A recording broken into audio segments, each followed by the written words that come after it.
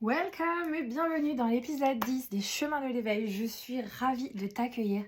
C'est déjà le dernier épisode. J'espère que tu as profité de chaque semaine pour mettre tous les conseils et toute la valeur que je t'ai mis dans chacun de ces épisodes pour venir faire des modifications dans ta vie et vraiment prendre tout ce qui était à prendre et encore plus même. N'hésite pas à les regarder, à les refaire.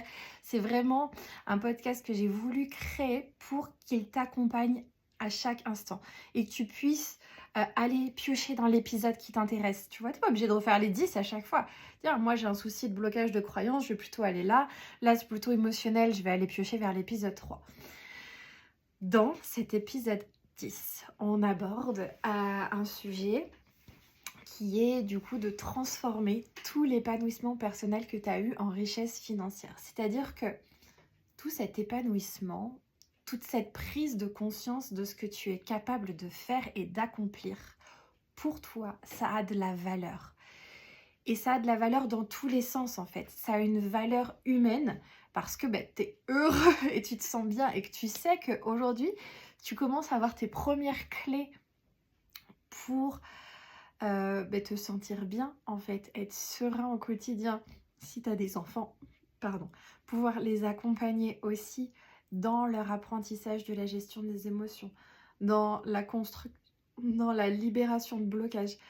Tu vois, il y a comme une boucle vertueuse qui s'opère et ça a de la valeur. Et si à aujourd'hui, parfois tu doutais ou tu avais peur de te dire ah, je suis pas alignée soit avec mon job, soit avec mes collègues, ou j'aurais envie de faire d'autres projets, mais j'ose pas parce que je sais pas. J'ai envie de te dire, mais ose, ose, ose, ose. Je le redis, mais parce que pour moi, c'est le message vraiment qui est au centre de tout. L'objectif de la vie, c'est d'être bien, c'est d'être heureux et justement d'aller transmuter tous ces traumas, tous ces blocages, toutes ces émotions négatives, euh, les réduire parce qu'elles sont importantes encore une fois, mais que ça soit pas elles qui dirigent ta vie, tu vois. Le but, c'est pas d'être dirigé par l'énergie du manque, de la peur, de la colère, de la frustration. C'est de vivre dans la légèreté, dans la joie, dans le plaisir, dans la confiance en toi en fait. Et j'espère vraiment que ces 9 épisodes t'auront permis de cheminer dans ça, de voir que c'était possible, qu'il existait de vrais outils qui te permettent de pouvoir atteindre ça et de le mettre en place dans ton quotidien. Donc, j'ai envie, sur ce dernier épisode, de t'aider à prendre conscience de tout ce que tu as accompli. Normalement, sur le dernier épisode, je t'ai fait faire ta liste de réussites. Et je veux vraiment que tu regardes cette liste et que tu puisses venir ressentir ça en fait. Comment dire? Vraiment te reconnecter à tout ce que tu as accompli, à tout ce que tu as traversé. Chaque fois que tu as un truc dur dans ta vie, comment tu t'en es sorti? Est-ce que tu t'es effondré et tu as arrêté de vivre, ou est-ce que tu as continué malgré tout?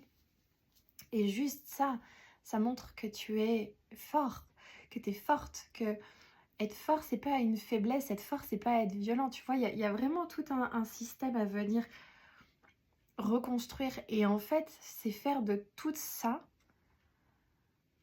venir en créer des compétences conscientes. Tu vois, c'est, tu ne sais pas que tu sais, et moi je veux que tu saches que tu sais. C'est vraiment en faire des compétences conscientes, c'est-à-dire prendre conscience de tout ce que tu sais faire, prendre conscience de qui tu es et quelles sont tes valeurs. Et, et c'est au-delà de même en prendre conscience, c'est vraiment les porter avec fierté.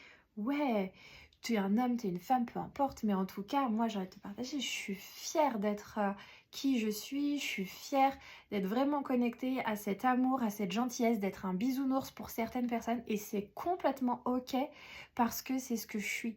Je suis pas utopiste, je suis pas désancrée de la réalité, au contraire, je suis très présente, mais je veux voir cette beauté dans les gens, dans l'être humain, et c'est ça en fait qui aujourd'hui me pousse, même si j'ai grosse valeur dans la famille et autres. Bref, on n'est pas là pour faire la liste de mes compétences. Mais vraiment, prendre conscience de tout ce que tu sais faire. Qu'est-ce qui est facile pour toi? Tu vois? Et des fois, c'est des choses hyper subtiles. C'est tellement simple que tu t'étais même pas dit que c'était une compétence. Je pourrais prendre un exemple. Pour moi, organiser une journée ou un événement, c'est quelque chose d'hyper facile. Déjà dans ma tête, j'ai toutes les infos de ce qu'il va falloir. La salle, le lieu, le rétro, les courses, le machin, les invitations, ça s'emboîte. Ça s'emboîte facile. C'est quelque chose que tu fais instinctivement et que tu n'as même presque pas besoin d'y réfléchir. Il y en a d'autres pour qui ça va être de la cuisine ou ça va être la compréhension ou j'ai quelqu'un, il regarde un meuble en kit à monter, il n'a pas besoin d'ouvrir la note, il s'est dit « Ah mais si, mais regarde, on va faire ça, ça, ça, ça » et paf, ça se fait, ça fonctionne. Tu sais même pas comment, mais ça fonctionne. Il reste pas une vis, il n'y a pas un truc qui a été monté à l'envers. Tout c'est carré. Et ça, c'est des vraies compétences en fait, qu'aujourd'hui tu mets au service de quelqu'un d'autre. Mais je ne sais pas si tu as pris le temps de te connecter vraiment à elle et de voir la richesse que ça représentait. Parce que sans ces compétences-là, du coup, l'entreprise ne fonctionnerait pas. Tu n'aurais peut-être pas ce travail-là et du coup, peut-être que tu n'as pas la promotion que tu veux parce que tu n'as pas réussi à aller poser ces compétences sur la table. Parce qu'effectivement, personne n'est irremplaçable, mais toi, tu es unique. Personne n'est irremplaçable, mais tu es unique. Tu es la seule personne maître de ta vie. Et quand tu atteins ce niveau d'épanouissement dans lequel tu te sens bien, tu as toujours, à chaque moment, cette invitation à observer comment tu te sens et à venir choisir consciemment qu'est-ce que tu veux créer, qu'est-ce que tu veux vivre. Et si c'est pas aligné avec toi, change. J'ai envie de te prendre des exemples concrets. Il y a les miens toujours, donc je vais m'appuyer sur ça. Je me suis reconvertie professionnellement 2, 3 fois. Bref, on va prendre la première fois. J'étais agent immobilier, je suis devenue infirmière. Parce que sur le côté immobilier, il y avait tout un volet un peu plus commercial. Je pense que qui est normal, hein, tout va bien avec maintenant. Mais à l'époque, ça était moins fluide. Et que j'avais envie d'aller vers quelque chose dans des relations plus authentiques, plus humaines. Et donc, je me suis acheté un bouquin et j'ai passé mon concours infirmier. Je l'ai eu, j'ai fait mes 3 ans d'études. J'ai commencé à travailler en tant qu'infirmière. J'ai eu la chance de tomber dans une structure incroyable avec des collègues formidables dans lequel je me suis vraiment épanouie pendant 2 ans et demi. Et en fait, j'ai aussi vu toutes les limites de la structure. C'est-à-dire, tout des fois, les petits dysfonctionnements, les choses, les points qui pourraient être améliorés. Et en fait, je ne suis que l'infirmière. Donc même si on peut porter des projets, on ne peut pas faire changer l'intégralité d'une structure. C'est pas la volonté de la hiérarchie non plus. Donc il y a un moment donné où soit tu lâches prise, tu restes dans tes pénates et t'en prends ton parti et c'est complètement ok. En fait, c'est un choix conscient comme un autre. Où je suis bien dans ce que je fais, je kiffe et j'ai pas envie d'en faire plus et tout va bien en fait. Si ça te correspond, c'est complètement ok. Moi, ça me convient pas, ça me frustre. Et donc, à un moment donné, j'ai pris la décision, en fait, je suis pas là pour moi être mal ou que mes collègues autour de moi se sentent mal, c'est pas mon objectif de vie. Mon objectif de vie, c'est que les gens autour de moi, ils se sentent bien. Donc si c'est pas le cas, c'est que je suis pas alignée avec l'endroit où je suis. Et donc, j'ai fait le choix de me former à d'autres outils, qui sont la sophrologie, l'EFT, les constellations familiales et l'énergétique, pour pouvoir venir créer mon business qui me permette d'être alignée à 100% avec mes valeurs. Et si je vois quelque chose qui dysfonctionne, je peux agir. Je te dis pas qu'il faut créer ton entreprise. Si tu en as envie, C'est un très beau parcours. C'est très challengeant, mais c'est un merveilleux parcours. Mais il y a cette notion de choix, en fait, dans le dire, est-ce que c'est OK ou pas avec toi? Et si c'est OK, tout va très bien. Si ça l'est pas, pose-toi la question de qu'est-ce qui pourrait être fait. À ton niveau, hein. On parle pas de l'extérieur, on parle de toi. Est-ce que ça te demande soit de lâcher prise, soit d'accepter ce que c'est? Peut-être que c'est de changer de structure aussi parce qu'il existe des tas d'établissements avec des politiques managériales différentes, avec une qualité du salarié au travail qui est importante. Ou peut-être que c'est plutôt t'investir dans une passion, un loisir à côté. Mais en tout cas, venir trouver un espace où tu te sens 100% aligné, où tu vas avec la banane, où tu te lèves le matin avec l'énergie, où tu vas et autres. Et c'est comme ça que je suis arrivée à aujourd'hui à être dans mon entreprise donc, qui s'appelle Un air de mésange, où j'accompagne les gens en constellation familiale et en coaching familial autour de la gestion des émotions, surtout dans l'accompagnement d'enfants neuroatypiques, donc tout ce qui va être hypersensibilité, HPI, TDAH, pour trouver donner des solutions aux parents et des exercices concrets aussi à mettre en place au quotidien afin d'avoir des maisons plus sereines, des vies plus sereines, des relations de famille plus apaisées. Ça, c'est vraiment les choses qui m'animent. Mais en parallèle de ça, je veux absolument avoir une autonomie financière parce que c'est quelque chose qui est important pour moi. Je pars de zéro et je veux tout construire. Mais je veux le construire de façon stable et solide.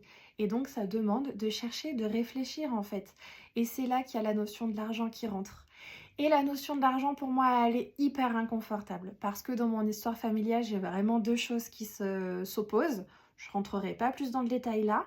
Mais en tout cas, clairement, une fois que j'ai eu levé toutes les peurs pour me lancer en tant que chef d'entreprise, je suis repartie à zéro pour aller lever toutes les peurs autour de l'argent, réapprendre comment on fait de l'argent, comment on gère l'argent, toute une éducation financière pour créer des piliers stables, sécurisés et que mon argent travaille autant que moi. Et comme je suis une grosse bosseuse, autant te dire que je voulais quelque chose de sécurisé et de rentable. Et en fait, ça s'est présenté à moi parce que c'était juste, c'était aligné. Et tous les gens que je rencontre à l'intérieur de ce système de revenus passifs, c'est que des gens qui sont alignés, qui sont en connexion, qui ont bossé sur eux, qui sont dans le développement personnel. Pourquoi je te partage ça? Parce que au départ, c'est un club d'affaires, je vais l'appeler comme ça, ce sera plus simple. On me l'aurait présenté il y a 1 an ou 2, j'y serais pas allée. Parce que j'avais des peurs autour de l'argent, des gros blocages familiaux autour de l'argent. Et si je te fais déjà le cumul émotion familiale et qu'on rajoute ma vie et mes expériences, normalement, tu as le parfait triptyque pour te dire que je reste sur place, que surtout je ne fais rien et que je ne me lance pas. Voilà. Sauf que, qu'est-ce qui a fait que ce triptyque, il n'a pas tenu? C'est que j'ai pris la décision, en fait. J'ai pris la décision d'aller voir chacun des piliers et de faire en sorte d'aller, au fur et à mesure, baisser le volume, aller mieux et me mettre en confiance et en sécurité face à ça. Comment j'ai pu le faire? C'est simple, hein. Épisode 1, j'ai pris une décision. Épisode 2, j'ai été voir l'émotionnel associé. Et j'étais ravie d'avoir déjà travaillé sur l'émotionnel et de savoir exactement comment le faire. Parce que c'est un sujet qui était vraiment difficile pour moi, qui m'a vraiment été pas simple. Il a fallu que je travaille fort. Et j'y travaille encore à aujourd'hui. Mais c'est ok, tout va bien. Je sais que les choses vont se mettre en place. Parce que j'ai remplacé tout ça par de la confiance. Donc, une fois que tu as atteint cette stabilité, en fait, c'est comme si... Comment je pourrais te faire ce parallèle pour que tu comprennes que le fait de transformer, le fait de te sentir épanoui personnellement, ça pourrait être comme les racines d'un arbre qui s'ancrent très profondément. C'est-à-dire que peu importe le vent, peu importe les éléments extérieurs, tu es debout et tu es ancré dans qui tu es. Et à partir de là, tu vas pouvoir laisser fleurir tout ce que tu veux et vraiment transformer toutes ces racines, tu vois, en quelque chose qui te correspond et qui te nourrit chaque jour.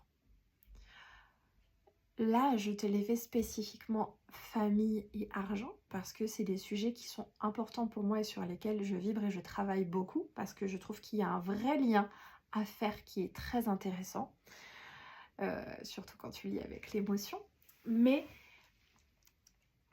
ce que je veux, c'est vraiment essayer de te partager cette idée et qu'elle vienne résonner chez toi. De dire, ok, c'était quoi le rapport de mes parents avec l'argent? Si mes frères et sœurs, par exemple, si tu as des frères et sœurs, comment ils gèrent? Et si moi j'avais de l'argent, qu'est-ce que ça voudrait dire de moi? Est-ce que, par exemple, on va venir m'en demander, machin, comment je me gère aujourd'hui avec ça? Et il y a un côté, quand tu es ancré, tu peux faire face à ça en te disant, oh, peut-être que j'ai fait de la merde jusqu'à présent. Désolée pour la grossièreté. Peut-être que j'ai pas assuré jusqu'à présent.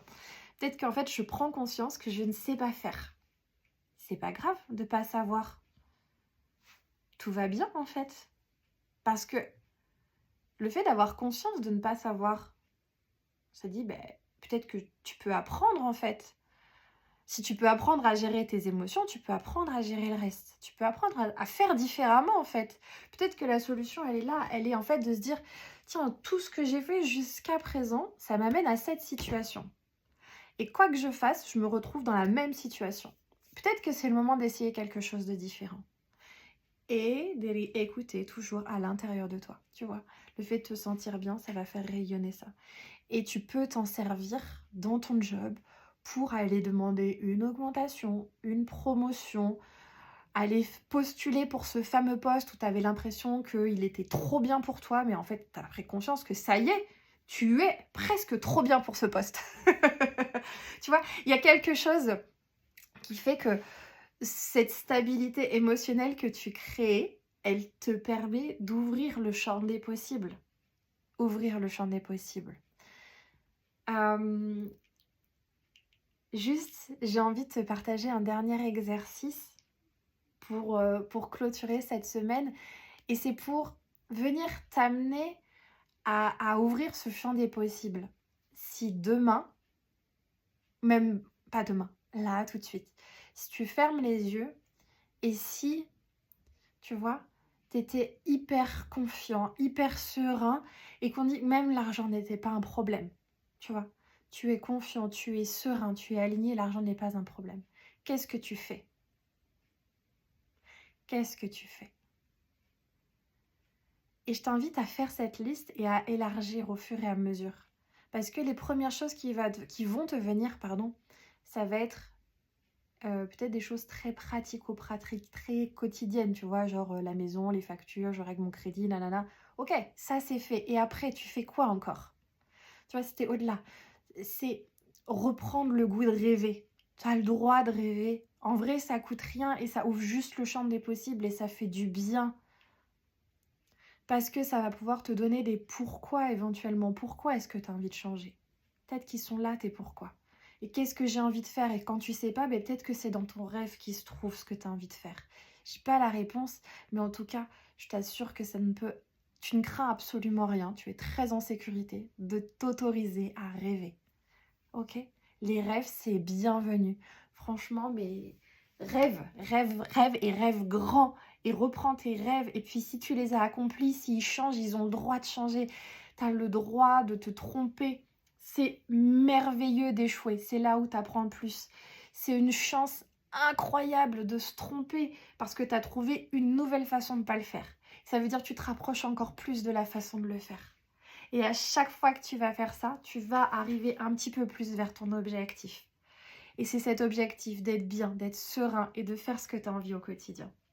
Vraiment, j'espère que cette vidéo t'a plu. Si tu as envie qu'on travaille ensemble et que je t'accompagne vraiment en individuel parce que je t'ai partagé une toute petite partie des exercices que j'ai, mais j'ai encore un grand panel de disponibles et qu'on aille explorer tes blocages ensemble pour aller atteindre cet objectif de sérénité. N'hésite pas à prendre contact avec moi, soit à l'adresse mail contact@1-r-2-mesange.fr ou sur mon site internet www.unairdemesange.fr.